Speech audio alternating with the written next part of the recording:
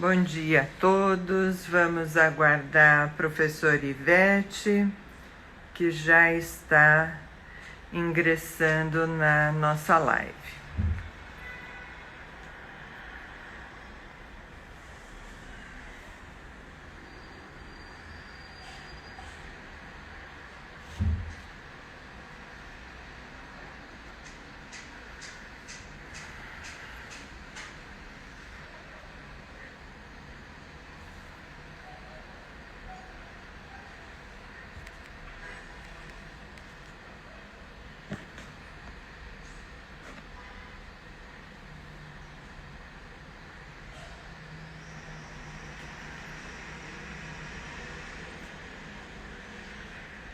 Pronto, professora Ivete está entrando.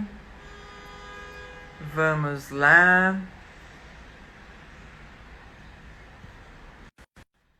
Aguardando só a professora Ivete entrar. Bom dia. Olá, Ivete, bom dia, como vai? Tudo bem? Tudo, e você? Também nessa manhã geladinha, né? Mas agora já tem um solzinho saindo, acho que vai melhorar um pouquinho. Tem. Eu daqui da minha janela tô olhando que está clareando o dia. Exatamente. Ivete, antes de mais nada, muito obrigada por participar da nossa live, já concorrida desde cedo, com vários confrades, com inúmeros colegas da magistratura também nos seguindo. Então, é uma alegria muito grande tê-la conosco aqui. Então, para aproveitarmos ao máximo o nosso tempo, eu já passo a sua apresentação aos nossos seguidores. Bom Certo. dia, então, a todos. Hoje coube-me a alegria de estar com a professora Ivete Ribeiro, que é desembargadora do TRT2, mestre pela PUC, onde também ministra aulas de Direito do Trabalho, especialista em Direito do Trabalho pelo IDT de Lisboa, professora convidada da ESA, da OAB, enfim, inúmeras atividades acadêmicas. E então gostaria já, desde já, de agradecer novamente a participação nessas lives da academia e gostaria já de iniciar indagando como é que trabalhamos essas mudanças repentinas em nossas vidas, em especial pelo lado das mulheres, professora Ivete. Vamos lá. Então, primeiramente, eu quero agradecer muitíssimo o convite da professora doutora Ione. Foi com uma alegria imensa que eu recebi o convite. Fiquei muito emocionada. A academia é algo presente na minha vida desde sempre. Enfim, agradecer também à professora Tereza Narras, que ajudou em todo esse contato, não é? E falar bom dia para todo mundo. E vamos começar então, porque o tempo também não é assim tão grande, né? É Bom, verdade. eu vou começar a falar de uma forma genérica para a gente poder chegar até o assunto central, que são as mulheres, né? Sim. A pandemia, ela revolucionou as nossas vidas. E tudo que aconteceu, não dias antes, essa mudança da noite para o dia, isso foi um impacto muito diferente nas nossas vidas. Ela impactou culturalmente para a gente, por exemplo, toda essa parte de higienização, que evidentemente que cada um de nós tinha uma forma, não é? Mas essa história do álcool gel toda hora, de lavar cada tomate, cada cebola, cada batata que entra em casa. Então, tudo isso mudou. E isso significa um trabalho maior, não é? Porque, por exemplo, eu não lavava as batatas individualmente com tanto carinho como eu faço agora, né? Nós tivemos que nos sujeitar a esse isolamento social. Esse impacto, então, ele foi grande, inclusive, no olhar para o outro, de uma forma, eu espero que de uma forma positiva, solidária, em relação ao outro, não é? Um impacto muito grande no olhar também das instituições. Veja só a importância do SUS, mesmo aqueles que sempre defenderam o SUS, a importância do SUS nesse momento, não é? Um salvador de vidas, na verdade. Então, a área da saúde, de uma importância que talvez a gente desse, mas não entendesse o quanto isso é importante mesmo nas nossas vidas. Eu acho que também essa pandemia, ela afetou, ela impactou as relações familiares, não é? Porque nós temos que ficar distante de pessoas que nós amamos, distante de pessoas queridas, que nos são muito caras em termos de afeto. Não é? Eu tenho uma colinha aqui, senão eu vou me perder, viu? Nada. E afetou profundamente, que é o tema que também, as relações de trabalho, né? Isso trouxe um momento diferente, onde tantas medidas provisórias foram editadas, mudando tanta coisa que nós já tínhamos como um direito posto, um direito certo, e de repente tudo muda e gera uma dúvida muito grande para todos nós e gera uma dúvida, nós que estamos na área acadêmica dando aula para os alunos, não é? Porque ensinamos alguma coisa e de repente... Eu lembro que em 88, com a Constituição, a nova Constituição, é como se eu tivesse que fazer o curso de direito novamente. Com a reforma trabalhista, ocorreu de novo isso. E agora, com essas medidas provisórias, olha, só para a gente ter uma ideia, até abril foram mais de 22 medidas provisórias, não é, que foram editadas. E as nossas principais, que eu vou falar daqui um pouquinho, não é? Enfim, e tudo isso no meio de um momento político também muito complicado, não é? Sim. Então, isso é algo difícil. Bom, essas mudanças na área do trabalho, que é o que nos interessam aqui, elas surgiram através das diversas medidas provisórias, que no início foram tratadas de uma forma, quer dizer, ninguém conseguia perceber o alcance desse isolamento social, desse tempo, como isso ia se desenvolver, não é? O coronavírus ia se desenvolver, enfim.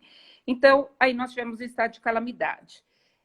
A gente já vinha, a meu ver, aí, professor Ione, nós já vínhamos num caminho de precarização do trabalho, por causa da reforma trabalhista. A reforma trabalhista, evidentemente, que ela trouxe modificações positivas para o nosso ordenamento, mas também ela trouxe modificações que, a meu ver, assim, foram lamentáveis, como um afrouxamento, um limite do acesso à justiça, por causa de custas, por causa de honorários advocatícios. Quem é o público da Justiça do Trabalho? Quem vai à Justiça do Trabalho? É o Executivo? Claro, é o Executivo, mas nós sabemos que o grande público da Justiça do Trabalho não são executivos. São pessoas que têm trabalhos invisíveis, trabalhos precários, enfim, e eu acho que a reforma ela trouxe, eu estou dando um dos exemplos, né? Ela trouxe essa limitação ao acesso à justiça, que eu acho algo muito lamentável. E aí vieram essas medidas provisórias, que elas são necessárias como prevenção para a crise, não é? Elas são necessárias, tinha que ser feita alguma coisa. As MPs, principalmente as MPs 927 e a 936, né? Agora de 2020, a 936, que já está transformada num PL, não é? Se eu não me engano, é o PL 15 de 2020, que está E para com sanção. algumas matérias que não eram objeto originalmente da Sim, medida. é. E difíceis, né? Difíceis, assim, de serem engolidas. A gente tem que ver como é que isso ficará, não é? Eu acho essas medidas provisórias, elas mudaram, inclusive, o conceito de fontes normativas do direito. Não é? Então, o que era, por exemplo, vamos pegar a história dos acordos, o acordo individual, o acordo coletivo, não é? Eu não sei se eu tive uma leitura errada da Constituição, da CLT, e aí talvez eu acho que deva ser eu, não é possível uma coisa dessa, não é?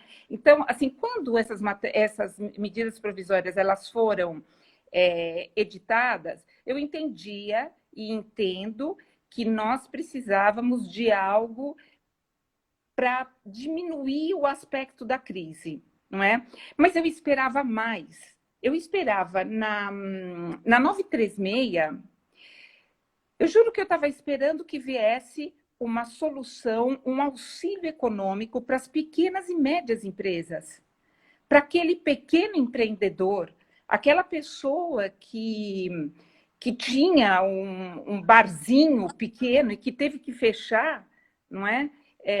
Porque essas pessoas estão numa condição de penúria, não é? E são as pessoas, os pequenos estabelecimentos, que mais dão empregos no volume total de ocupação dos trabalhadores. Exatamente. E você tocou num ponto. Eu moro aqui na Vila Olímpia, um bairro muito diversificado de restaurantes, barzinhos e etc. E ontem constatei uma faixa num dos restaurantes muitíssimo frequentado aqui do bairro, dizendo: até o momento, mais de 140 empregados demitidos e 4 falências requeridas. Veja, isso num pequeno universo que compõe a Grande São Paulo. Sim. É lamentável isso. E eu acho que a consequência da pandemia, nós vamos ter nos próximos 2, 3 anos, de uma forma muito forte.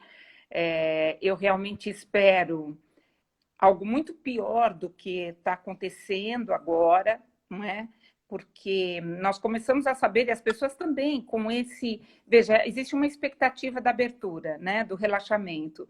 Nessa expectativa, o que se espera? Que os clientes voltem. Só que nós estamos no meio da pandemia. Nós temos mais de 1.100 pessoas mortas por dia, não é? Que a televisão, a mídia indica esse número imenso, enorme no país todo. Aqui em São Paulo, são 300 pessoas por dia. Quer dizer, qual é a garantia que se tem? Então, ontem eu já comecei a ler no jornal exatamente esse aspecto, não é? Eu vou abrir, mas e os clientes? A preocupação com a clientela. Bom, então, como eu estava falando, a medida provisória mais importante, que é a que traz a possibilidade de redução de jornada de trabalho, a redução salarial, não é? Isso tudo podendo ser feito através de acordo individual. Então, eu fico imaginando, se eu não estudei errado e não tive a leitura errada, eu fico imaginando o número de processos de reclamações trabalhistas lá para frente. Aliás, nós já estamos sentindo esse número de reclamações aumentarem. Se alejou completamente, se deixou de lado completamente o movimento sindical para discussão dessas matérias, que eu acho que seria primordial. Eu realmente não consigo entender isso. E não digo só que a culpa é do governo. Eu acho que o movimento sindical, já de um tempo para cá, ele ele deixou de lutar como ele fazia antigamente. Eu sei que é uma mudança muito grande no mundo, enfim, em todos os países o movimento sindical mudou, mas realmente nós estamos num momento onde o movimento sindical, os sindicatos deveriam ter sido chamados para colaborarem com isso, para conversarem com isso. E isso foi algo que me pareceu que se houve, foi algo muito rápido, de minutos, oi e tchau. Então, não é? Bom, e eu tenho que citar ainda a medida 326, a medida provisória 326, que também foi super importante e ela é importante e ela institui o auxílio emergencial. Então, que isso é uma ajuda também, né? Existe um problema aí, que aquelas pessoas que têm o contrato de trabalho são registradas, portanto, não é? Mas são aposentadas, elas não podem receber esse auxílio emergencial. E o auxílio, esse benefício emergencial, aliás, ele, de acordo com o Diese, ele não consegue manter o patamar salarial dos trabalhadores. Portanto, então, as medidas vieram para ajudar o empresariado com a redução de jornada, a redução de trabalho, com suspensão de contrato, possibilidade de suspensão de contrato de trabalho, concessão de férias, mas para o trabalhador a contraposição ela não foi a mesma, não é? Então é como se mais uma vez é exatamente isso, mais uma vez o trabalhador dando a sua cota a mais nesses prejuízos, né?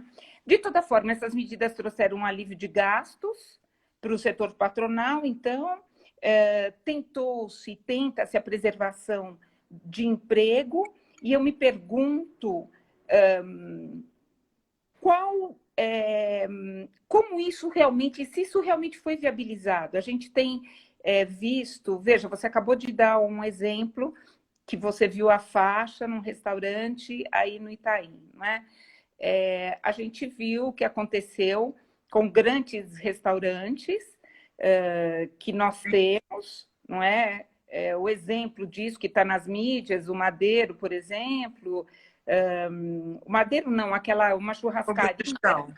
O Fogo de Chão, que é grande também. Então, e várias outras empresas. Então, será que isso é algo que já vinha e daí aproveita-se esse momento também para se encerrar o negócio, enfim, não é?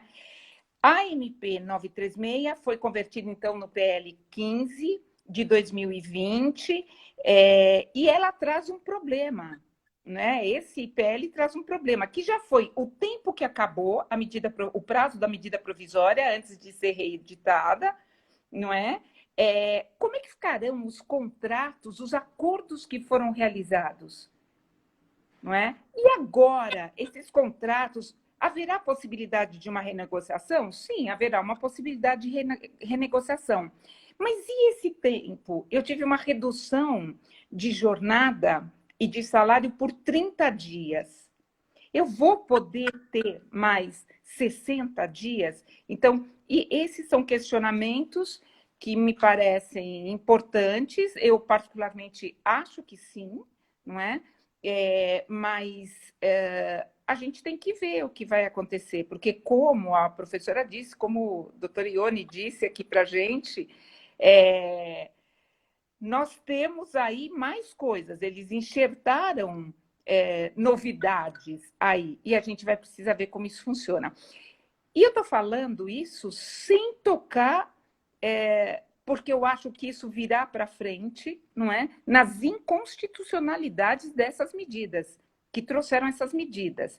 Tá bom, vai. Eu falei que eu estudei de uma forma, eu acho que a minha Constituição fala diferente das demais, ou a minha CLT, não é? Ela está um pouquinho diferente, tem alguma coisa aí que não está batendo, né? Eu falei sobre essa normatização, e essa normatização toda, ela afeta homens e mulheres, não é? Porque nós vamos chegar lá nas mulheres. E aí, a gente tem, nessa tempestade toda, uma priorização para o teletrabalho e para o home office. Né? Então, também da noite para o dia, eu lembro, por exemplo, vou falar no meu caso específico, eu lembro que um determinado dia a gente estava já ouvindo falar que podia fechar ou não ia fechar o tribunal.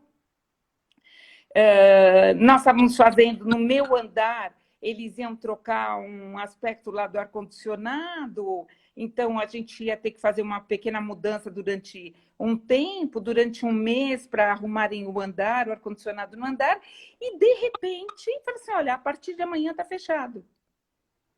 Tanto é que foi uma loucura para encaixotar absolutamente tudo, foi um horror, a gente ainda foi um dia depois do fechamento, e lá fomos nós para casa, com um montão de processos, com um montão de coisa.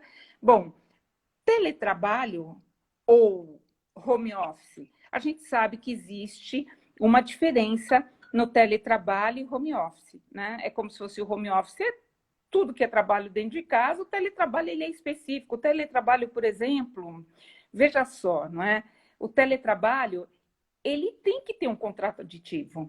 Ele tem que ter uma cláusula falando do teletrabalho. Mas agora, com essa mudança, por causa do estado de calamidade, a possibilidade apenas de se pactuar isso de uma forma, não com uma cláusula, não com um contrato aditivo. A medida provisória, ela traz essa novidade, essa facilidade, não é?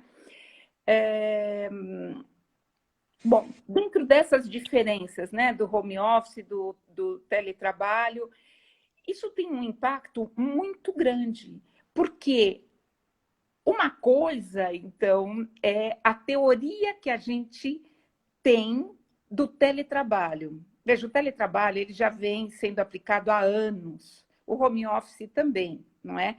Mas acontece que foram milhares de pessoas, de um dia para o outro, que foram para teletrabalho ou para home office, e fazendo essa confusão.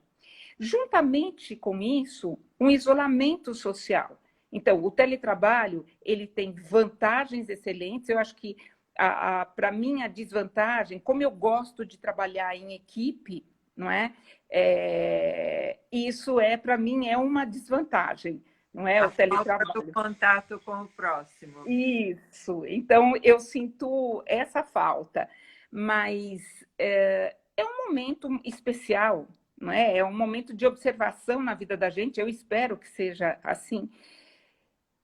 Bom, e aí todo mundo foi jogado para isso, o home office, veja, pessoas que não tinham instrumentos de trabalho, não é? Que estão utilizando instrumentos de trabalho do filho. E aí é um problema, porque o isolamento social, ele trouxe a empresa, neste momento, para dentro de casa. E como nós temos outras consequências disso, não é? Aonde, por causa do isolamento, da possibilidade de contágio, nós tentamos ficar sem o empregado doméstico, só a família, não é? Para que tenha realmente o isolamento social, tentar não sair de casa. O que acontece? Esse trabalho dentro de casa, então, por isso que eu falei, uma coisa é a teoria, a prática, eu acho que ela está sendo extremamente desastrosa, principalmente para nós mulheres. Não é? Por um problema cultural, eu vou entrar nisso. Acho que não preciso falar, o teletrabalho está previsto na CLT, no artigo 75A, enfim.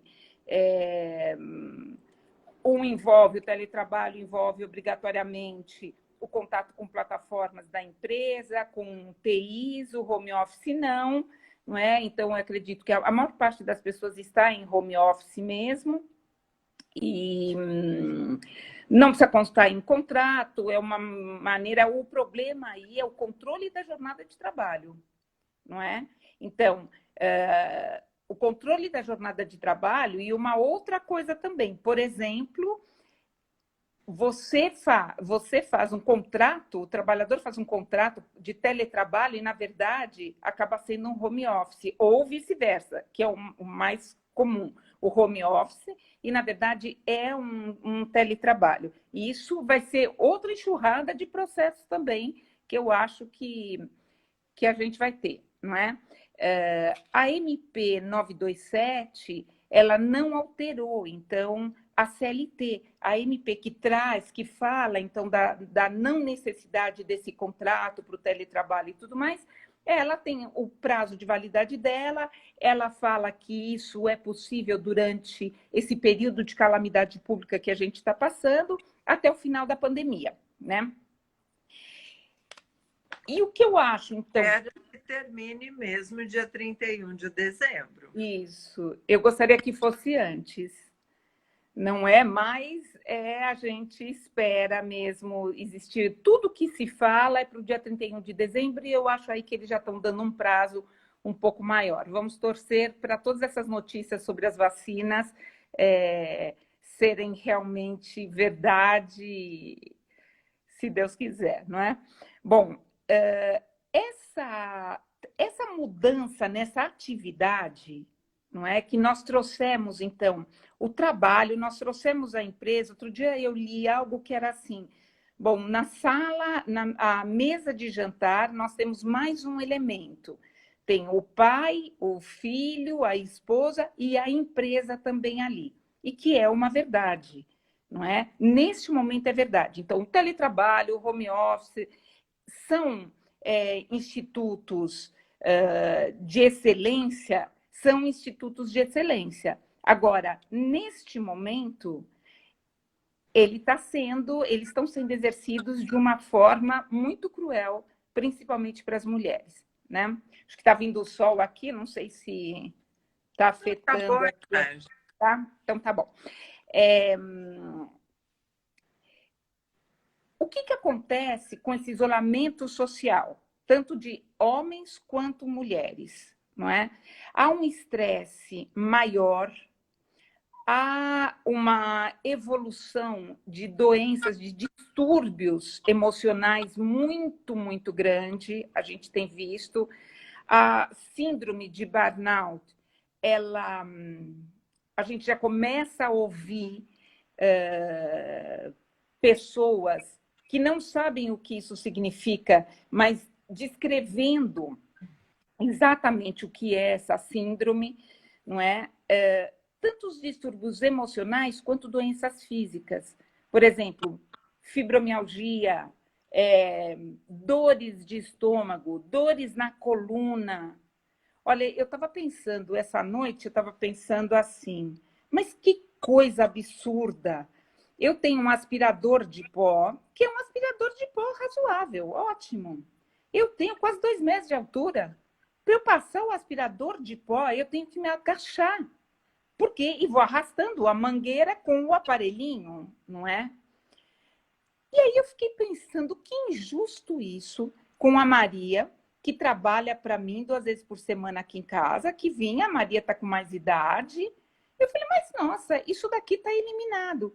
Quer dizer, veja, eu precisei estar fazendo isso para poder perceber o quanto isso é difícil para alguém que acaba sendo, na maior parte, para a maior parte da sociedade, faz parte daquele pessoal que é invisível. Também vou tocar neles, né? Mas eu lembrei agora dessa história do aspirador de pó, porque acaba mesmo com a gente. Esses sintomas todos, eles têm sido, e tudo que eu estou falando é por pesquisa através da ONU Mulheres, não é? De algumas fundações, eu vou dar um exemplo da Espanha aqui, também bem interessante, que foi uma pesquisa que serve para os Estados Unidos, para a Argentina também, para a gente. Esses sintomas, então, eles são sentidos mais pelas mulheres. As consequências do Covid, no que diz respeito às mulheres, essas consequências acabam sendo mais intensas, não é? Essa maior autonomia com o home office, o teletrabalho, que a gente achava que ia ter uma maior autonomia na administração do nosso tempo, neste momento não está existindo.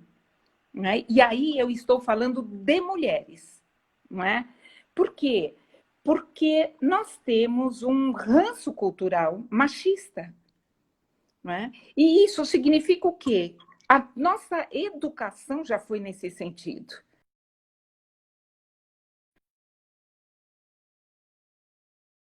Também dessa forma. Então, o que acontece? A mulher, ela entende que o cuidado do lar é uma obrigação dela. Claro que existe já uma geração de jovens que faz um equilíbrio, que traz um equilíbrio para essas relações, não é? Então, mas nós temos esse aspecto cultural, que ele é muito forte, né? Nós estamos expostas, então, culturalmente, por causa disso,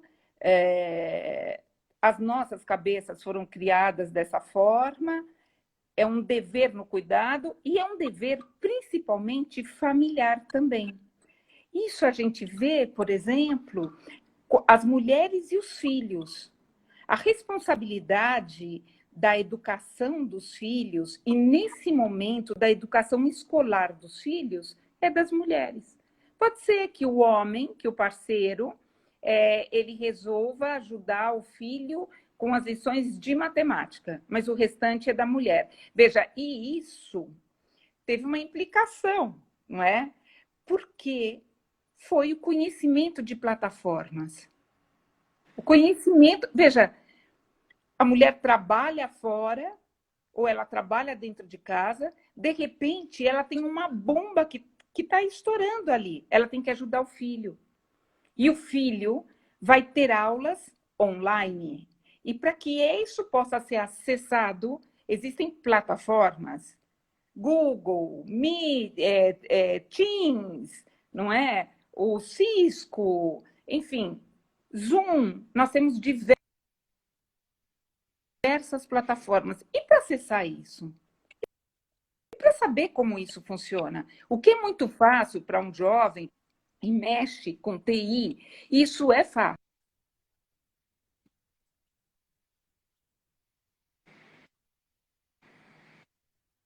Eu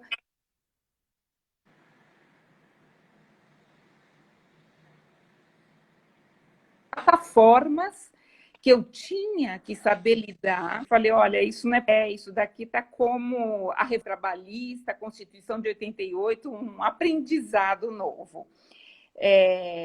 Eu trouxe aqui alguns exemplos sobre a visibilidade desse tempo, e vou pegar um, por causa do nosso tempo, que é sobre a Espanha. A Espanha realizou, na região de Barcelona, foi realizado pelo Centro de Estudos de Gênero, olha que interessante, né? Um centro de estudos de gênero. Eles mostram, as pesquisas mostram que são as mulheres que arcam então, com a maior parte das tarefas domésticas durante o confinamento, e eles põem, inclusive, assim, entre aspas, limpam, cuidam, educam e se estressam. Depois, dedicam mais tempo aos seus pares, aos seus pares, ao cuidar dos pares masculinos, e achei interessante isso, porque um casal de mulheres, isso não acontece, a pesquisa não fala nada sobre isso, mas ela explicita com os pares masculinos. Essa foi uma pesquisa feita com mais de 7.000 pessoas, famílias com filhos, e eles fizeram essa pesquisa em 2 etapas. Né? Então, nessa primeira etapa, eles viram também que a limpeza, as compras, lavar, passar roupa, a comida, cuidados com os filhos, lazer e educação fazem parte das tarefas da mulher. Mas, especificamente, olha que sensacional, especificamente, majoritariamente, as compras ficam para os homens. que já antes da pandemia já eram os que estavam com essa obrigação. E agora, então, o restante com a mulher ou as compras com os homens. Eles fazem, e eu vou falar aqui, uma pontuação na pesquisa. Então, eles dizem o seguinte, por exemplo, responsabilidade por lavar a roupa. Então, eles deram pontos. Na responsabilidade por lavar a roupa, as mulheres têm 39 pontos a mais que os homens. Veja, não é pouco. No limpar a casa, 29 pontos a mais que os homens. No cuidar da educação das crianças, 24 pontos a mais que os homens. Existe um outro, eu estou falando isso de uma entidade de Barcelona, e agora vou falar de uma outra entidade, são professoras do Departamento de Sociologia e Antropologia Social da Universidade de Valência. E eles também têm, nessa época, eles fizeram um projeto sobre conciliação familiar em tempo de confinamento pelo Covid-19, né? E eles indicam, aí a pesquisa indicou que as mulheres com filhos menores que trabalham à distância sofrem a maior parte do estresse do confinamento, porque é evidente, não é? Ela tem que deixar, a mulher tem que deixar seu filho, e aí eu nem entro no aspecto que as creches fecharam, quer dizer, só lembro, as creches fecharam, as escolas fecharam e os filhos ficaram em casa, né? E há uma diferença muito grande entre crianças que pertencem a famílias de classe social alta, crianças que pertencem a famílias de classe média, crianças que pertencem a famílias e, às vezes, dentro de uma monoparentalidade, não é? Onde a maioria a líder é uma mulher, que não tem como fazer, não é? Então, como? Bom, então, nessa pesquisa tem alguns relatos. Então, a maior parte dos relatos fala o seguinte, que a mãe, elas sentem que o dia inteiro elas estão trabalhando. Por quê? Elas estão trabalhando em casa o dia inteiro. E aí é assim, tem que levantar, chamar as crianças, ficar em cima para escovar os dentes, lavar o rosto, café da manhã. Depois, vão estudar, tem que fazer almoço, almoçam, um descansinho, um lanchinho da tarde, depois o jantar. Tudo isso com louça, né? Tudo isso com muita louça para ser lavada, para tudo. E aí o tempo de trabalho dessas mulheres, da parte profissional, ou a parte que elas são remuneradas, porque, veja, eu estou falando desse trabalho que não é remunerado, não é? Elas passam a fazer durante a madrugada. Então, ou vão dormir mais tarde, ou vão acordar mais cedo, para que tenham uma melhor disponibilidade para o trabalho, um sossego maior. E isso está trazendo, claro, diferentes consequências para a saúde mental mesmo. Não é? E eu não digo que homens também não tenham. O problema é o problema é a sensibilidade da mulher maior para isso. Não é? Exatamente por quê? Porque culturalmente se sente responsável por absolutamente tudo. Não é? Vou falar sobre algumas profissões que eu acho que são importantes. Só peço para você me avisar por causa do horário. Não, tranquila. Tá muito interessante que nenhuma interrupção se faz necessária.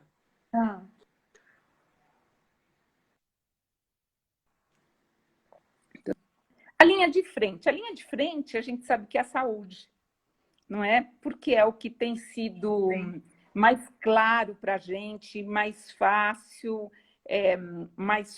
para a gente enxergar, não é? O que esses trabalhadores fazem. É como eu falei lá no comecinho, a visão do SUS, não é? O que se falava, o Estado, o governo falando em acabar com o SUS, e o SUS é a salvação da gente. Então... Só um parênteses, comparativamente, já saiu mais de uma matéria que eu tive oportunidade de ler, que em termos de abrangência de atendimento, a estrutura do SUS vamos dizer, não digo única, mas é uma das melhores existentes no nosso mundo globalizado. Sim, sim. A gente não encontra em outro lugar, pelo menos os países que eu conheço, eles não têm essa estrutura. E olha, Ione, assim, com todas as críticas que nós sempre fizemos. Por quê? Porque o Estado não aparelha o SUS, não é? No sentido de instrumentos, a estrutura sempre é uma coisa horrorosa, mas com médicos de excelência, inclusive. E a gente tem visto isso, todos os trabalhadores, a dedicação de todo mundo. Aliás, toda a área da saúde. Essa é uma outra visão também, que nós sairemos dessa pandemia tendo um outro olhar para a área da saúde, né? A importância da área da saúde, como a importância da área da educação também. Sim. Não é? Então, nessa linha de frente, a saúde, quando eu falo na saúde, quem que eu estou falando? Eu estou falando de médicos e médicas? Não, mas também. Eu falo de enfermeiras, técnicos em enfermagem, parteiras, nutricionistas, fisioterapeutas, psicólogas, muito invisíveis, que são feiras, não é? Que trabalham, e as lavadeiras, que trabalham na área de saúde. Veja, quem desinfeta o local, o quarto, o espaço da UTI, aonde um doente teve alta, por exemplo, são as faxineiras. Todas elas expostas. Sim, e mesmo a lavanderia hospitalar, por melhor e maior condição de asepsia que você dê, é um ponto extremamente contaminado e não tem como fugir disso. E o problema todo aí, eu acho que são os instrumentos de trabalho que eles não têm, não é? Para a gente ter uma ideia, médicas e enfermeiras, neste momento, que ficam 12 horas, né, os plantões de 12 horas, elas estão paramentadas, e é uma coisa muito complicada, porque elas podem estar contagiadas, assim, pode estar, a roupa tá em contato com o doente que tem o Covid, não é? Essas mulheres, médicos também, os homens também, mas mais as mulheres, inclusive, por não terem um preconceito tão grande nisso, elas usam fraldas por 6 horas, por 7 horas, por 8 horas. Por quê? Porque cada vez que elas tiverem que ir ao toalete, ao banheiro, elas têm que tirar toda a roupa. E nisso elas podem se infectar. Então, é tudo muito complicado. E a falta de proteção mesmo, que o próprio local, que os próprios hospitais acabam não fornecendo. Você lembra que nós tivemos falta de máscaras. Então, uma improvisação de máscaras, porque não se imaginava a utilização de máscaras do jeito que nós estamos fazendo. Isso faz parte agora do nosso traje, né? Do nosso dia a dia. Eu acho que isso continuará dessa forma. Então, nessa área da saúde ainda, no mundo todo, nós temos 70% do pessoal da saúde são mulheres. No mundo todo, não é? É uma diferença, eu peguei aqui no Brasil, de 5% a menos, por exemplo. Elas se dedicam ao cuidado de adultos, crianças e dependentes. De forma remunerada ou não. Olha o caso das cuidadoras. Sim.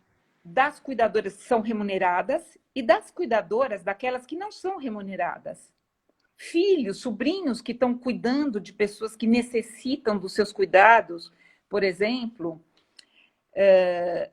As médicas, nesse mundo da saúde, elas representam, entre médicas e médicos, as mulheres são 47,5%. Quer dizer, quase metade. No Brasil, de acordo com o IBGE, 65%, então, aquilo que eu falei, no mundo 70%, no Brasil 65% são mulheres. São 6 milhões de profissionais. No Brasil, por exemplo, eu tenho aqui a porcentagem, fonos, nutricionistas, serviço social, 90%. Enfermeiras, a enfermeira, 600 profissionais. Desses 4.600, não, desculpe, a enfermagem é onde se encontra um número maior de profissionais. Nós tivemos, durante esse estado de pandemia, até agora, mais de 4.600 pessoas profissionais, entre homens e mulheres, afastados porque ficaram contagiados com Covid-19. Desses 4.600 profissionais, 57 morreram. E desses 57, 56% eram mulheres. Então, veja como isso também muda muito, não é? Eu peguei a área da saúde, trabalhadores invisíveis. E os trabalhadores invisíveis, nessa pandemia, eles ficaram com uma luzinha fosforescente na cabeça para todo mundo enxergar. Um desses trabalhadores invisíveis que a gente não se cansa de ver, umas imagens horrorosas, e a gente não imagina algumas coisas, são os sepultadores. E existem muitas mulheres nessa atividade, muitas mulheres. Trabalhando, e são pessoas, veja, esses sepultamentos que são praticamente coletivos, não é? A família que pode comparecer se limita a 2 ou 3 membros da família, naquele momento. Mas esses sepultadores, eles estão lá durante toda a jornada de trabalho. Com a possibilidade, então, de se infectarem também. Por quê? E aí não são só esses, são, como regra geral, os trabalhadores invisíveis. Eu pus aqui, peguei 3 exemplos: sepultadores, domésticas e catadores, não é? Onde nós temos um número muito grande de mulheres nessa atividade. Eles não podem escolher o transporte que querem que os leve para o trabalho. Eles estão expostos a transporte público, a ônibus, a metrô, a perua, lotado de gente, não é? Tanto uns quanto os outros, os sepultadores, os domésticos e os catadores. E aí eu fico me perguntando, esses trabalhadores fazem ou não um trabalho essencial? Veja, a gente nunca olhou para um sepultador, não é? Para um coveiro, como se ele estivesse exercendo um trabalho que é fundamental para a sociedade. Mas nesse momento, sim. E eu acho, então, que isso muda a visão da gente. São trabalhadores extremamente, extremamente mal remunerados. São trabalhadores que sequer as pessoas olham para a cara deles ou conseguem imaginar que eles têm uma vida, que eles têm uma família e que eles precisam trabalhar para a sobrevivência dessa família, de uma forma terrível, mas eles precisam levar aquele pouco ainda para sobreviverem. Então, eles correm o risco durante toda a jornada de trabalho, não são reconhecidos como trabalhadores, vergonhosamente, como eu falei, mal remunerados, estão em exposição constante em relação ao vírus. Veja a diferença da gente. A gente consegue ficar no isolamento, não é? Eu, pouquíssimas vezes, o meu pai, minha tia, de quem eu cuido, eles foram ao térreo do prédio, porque lá estou eu na orelha deles, não é? Mas é completamente diferente. E aí você tem a possibilidade de comprar a máscara de pano, a máscara que se usa no hospital, aquela outra máscara transparente. Você tem possibilidade de tudo, luvas, se for necessário, álcool gel à disposição, em todo canto a gente tem álcool gel. Eu posso chegar, por exemplo, as batatas que eu te falei que eu estava lavando uma por uma, após isso, vai direto para o banho, sabe? Lavar a roupa. A gente tem condição de fazer isso, eles não. Não é? E são pessoas que têm um trabalho braçal muito forte. Esses sepultadores e catadores, como eu falei, existem muitas mulheres trabalhando nisso, e o que eu achei assim como algo que é essencial para a gente pensar, no caso dos catadores, é que o comércio fechou.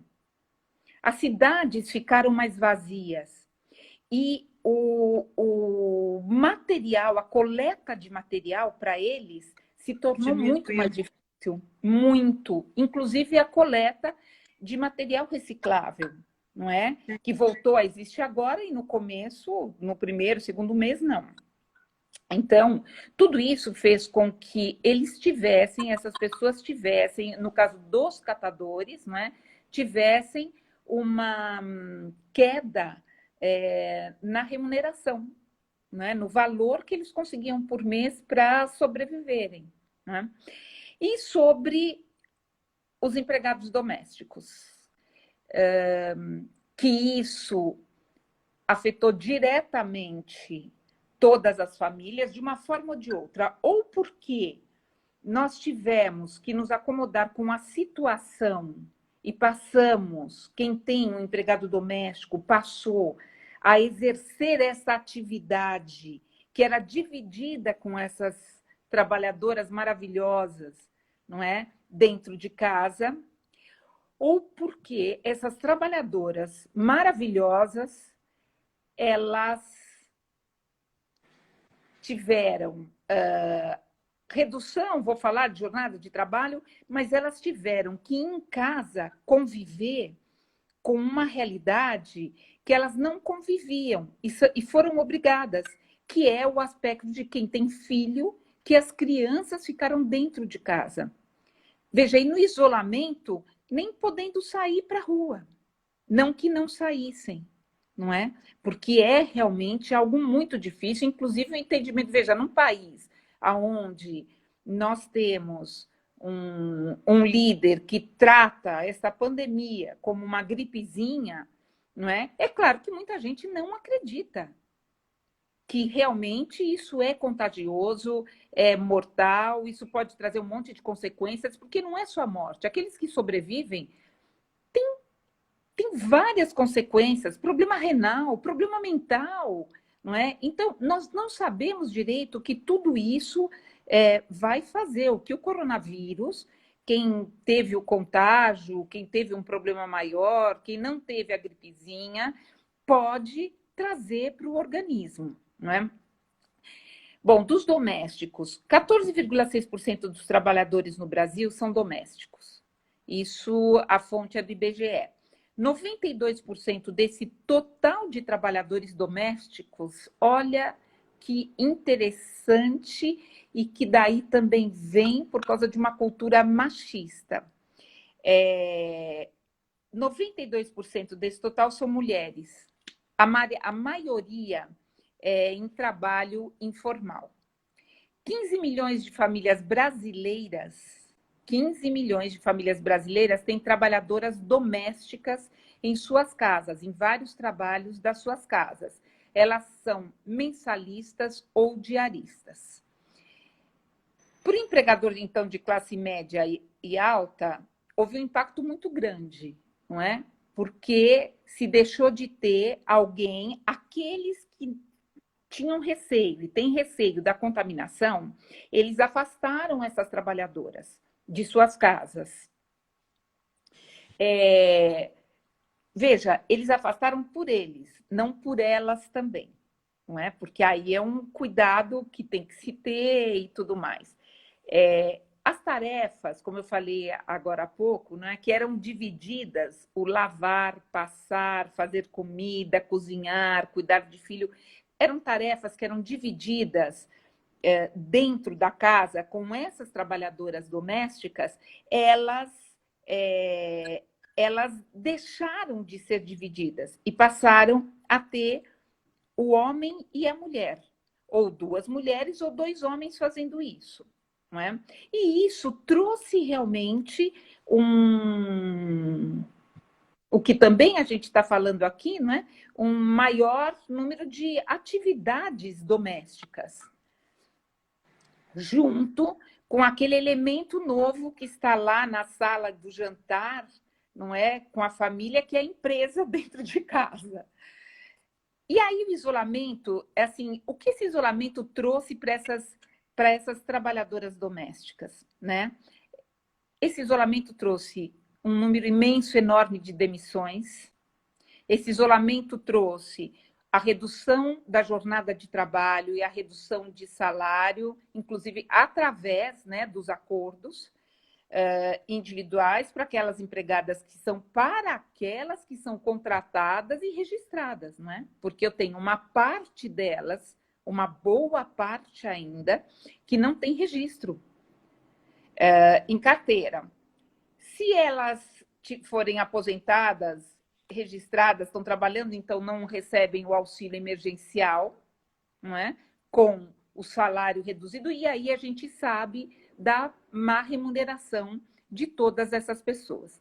39% dos empregadores abriram mão das suas diaristas. E aí as diaristas, elas sofrem de uma outra forma, porque poucos foram aqueles empregadores de diaristas que mantiveram o valor da diária para essas trabalhadoras. Então, a diarista vai à sua casa há 10 anos e quando chega numa situação dessa, imprevisível, impensável, mas chega numa situação dessa, eu falo para ela não vir mais, nós não sabemos quantos meses isso vai demorar e eu também não vou pagar. Por quê? Porque ela é uma diarista, ela não é a minha empregada, não é? Então, isso é uma complicação muito grande, não é? Porque trouxe uma redução naquela remuneração que é colocada em casa, que chegou, inclusive, a ser zero para grande parte dessas trabalhadoras, não é? Alguns preferiram correr o risco do contágio, então continuaram com continuaram com seus trabalhadores, não é? Deixa eu ver o que mais que eu tenho aqui. É tão forte isso dos empregados domésticos que o primeiro caso de morte de Covid que a gente tem notícia aconteceu lá no comecinho, não é? Em março, e foi de uma empregada doméstica no Rio de Janeiro. A empregadora tinha chegado da Europa, não sei se foi da Itália ou de outro país, estava contaminada, né? Acredito que não soubesse, e a empregada continuava indo e voltando.